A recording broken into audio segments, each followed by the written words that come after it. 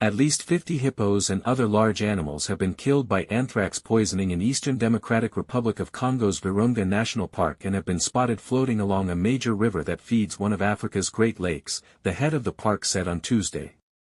The deaths represent a major loss for the park, which has been working to increase the number of hippos in recent decades after poaching and war reduced the population from over 20,000 to a few hundred by 2006. The park now holds about 1,200 hippos. 3 Americans have been transferred to the United States after their death sentences over a foiled deadly coup were commuted to life imprisonment last week by Congolese authorities, in the wake of talks with U.S. government officials breaking Germany's 2 main centrist parties agree coalition deal, the culmination of weeks of talks after the conservative CDU won February's federal election breaking.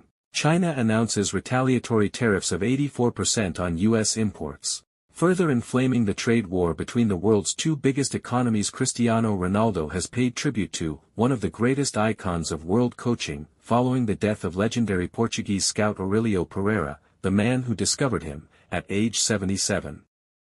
Nicknamed the Formation, Pereira has been responsible for discovering many of Portugal's national team stars over the years, including Luís Figo, Ricardo Quaresma, Nani and Paulo Futre. Breaking. European Union approves retaliatory tariffs against the U.S. Calling Trump's trade war unjustified and damaging. Israeli forces raided 6 United Nations schools in East Jerusalem, ordering them to close within 30 days, according to UNRWA, the UN Agency for the Palestinian Refugees, and the Israeli Ministry of Education.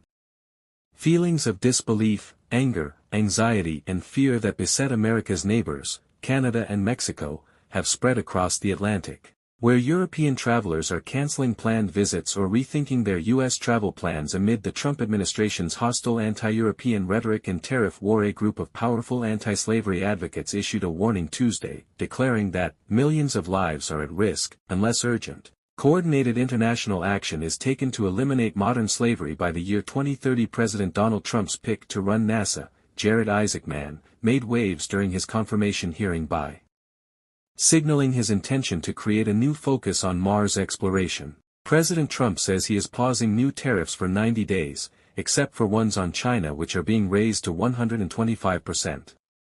Basketball great LeBron James has become the first professional male athlete to have his likeness depicted in a Ken doll.